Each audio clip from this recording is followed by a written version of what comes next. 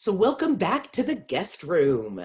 Today we are interviewing Chrissy Holman. She is a dedicated activist within the polyamorous community in the United States and the lead communications director for Division 44 of the American Psychological Association. And she'll be telling us a little bit more about what exactly that is. Chrissy, thanks so much for joining us today. How are you? I'm super well. Thank you for asking, and thank you for having me and for taking the time. Is there anything else you want to tell us about yourself before we go on into the town hall? Let's see. I've been practicing polyamory for a couple of decades now. I've been organizing in the community for about a decade, and I'm running communications for Division 44's Consensual Non-Monogamy Task Force. Really, really awesome task force through the American Psychological Association. We're generating research, we're combating stigma, and we're training academics and therapists and basically the entire mental health profession on ways to care for the consensually non-monogamous community. Excellent, excellent. Now, you also recently organized a town hall, like a virtual online town hall on COVID-19. Why did you do that? Oh my gosh. So that town hall was organized in under 48 hours. It was an emergency, essentially. We had been probably stuck at home for a couple of weeks. The polyamory community is obviously not a monolith. So different topics, whenever they start surfacing in the community, what tends to happen is that the people with the most privilege and the people that are just kind of at the top of the echelon and the top of the hierarchies, they kind of take charge. And information is gatekept through them, and there's usually a paywall put in front of it. So I was brainstorming with a couple of my fellow activists, and within the span of 24 hours, we decided that we needed to get a really wide diversity of information and opinions out to the public before this became a for-profit kind of endeavor. In my free time, I'm an ethicist, and I don't believe COVID information should be paywalled. People should be paid, but at the same time, it's not really ethical for us to put information we're not even sure of, like information that we're not experts in, behind a paywall. So I got together my big group of activists that teach with me across the country, and without giving them scripts or anything, I just sent a prompt to each person, and I said, basically, talk about this a little bit. Tell us what you think. Here's your area of expertise. Can you shine some light on what's going on right now and how we should deal with it? And I think the problem in the poly community specifically is that we don't run on societal scripts. We're creating the script as we go along. So there really is no body of knowledge that people can rely on when the script is not only not there anymore, but it's changing. So we got everybody together. We had over 100 people show up. We had a panel of 14 people, and it was very Wild West. Each of us spoke, and then we took questions from the audience.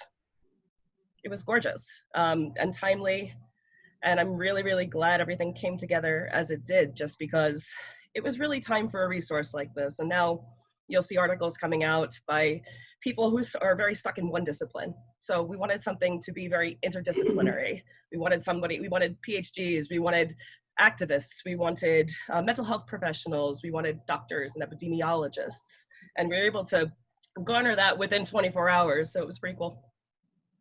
And what would you say of all the interesting things people said? Like, do you have a takeaway message from that town hall that you would like people to get? There's a couple. Given that polyamorous people don't tend to follow societal scripts, and given the large disparities in the communities between race, gender, orientation, sexuality in general, there's really a huge lack of knowledge. And so things like consent and STI protocols and things of that nature, these are the only models that the community has to work within. And unfortunately, things like consent and ethics and negotiation are not taught until you're in like your second year of college typically. So having that information at hand is really important, but the models don't hold, right? So we're kind of having to create our own models as we go to ensure that not only we're keeping ourselves safe, but that we're keeping our partners safe.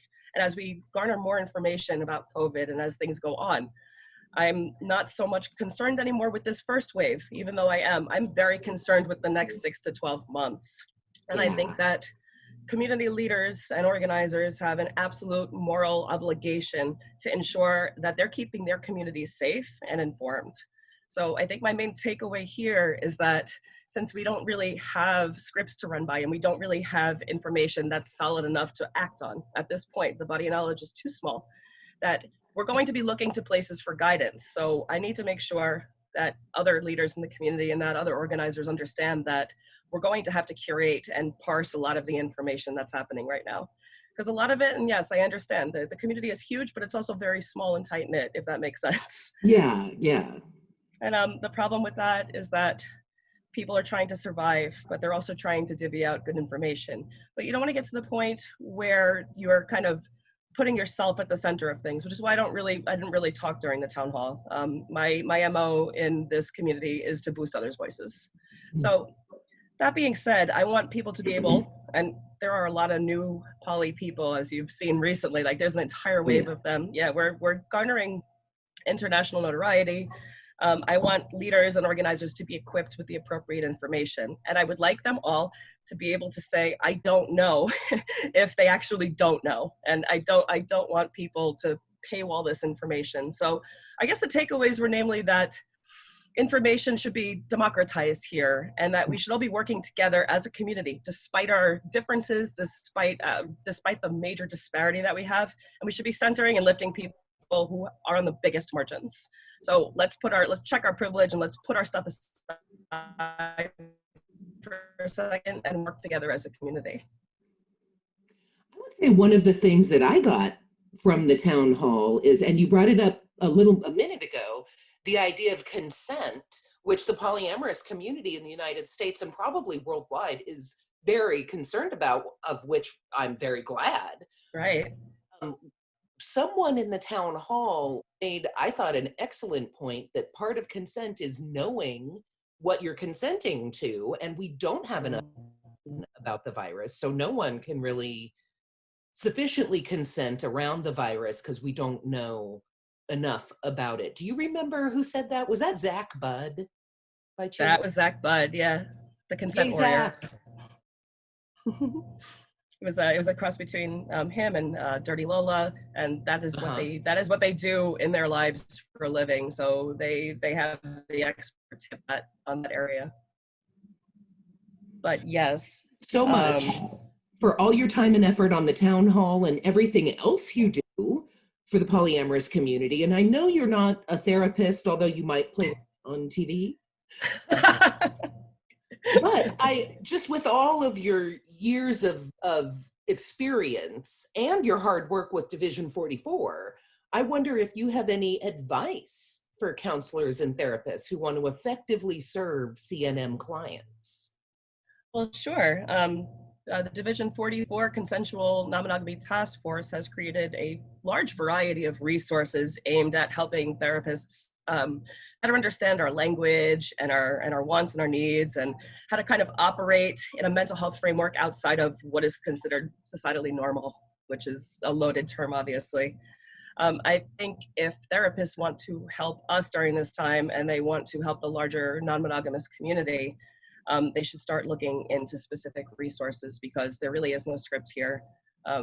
We're kind of even though we've been around for a long time, we're in the infancy in terms of having a international presence that actually, of people that are actually out and proud to be non-monogamous. And I think therapists also would be remiss not to look into intersectionality and looking into the diversity of our community, and using an anti-oppression framework to kind of guide the way that they help clients.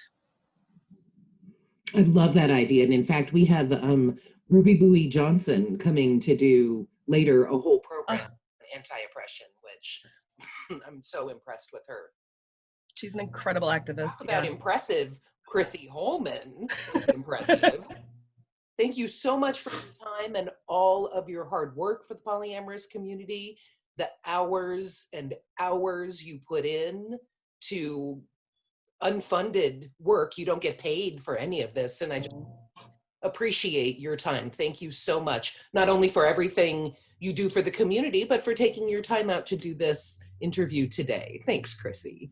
Well, thank you for all the work you do as well. You are super duper Thanks. appreciated. Thank you. Yay, us Thank together you. then. Woo.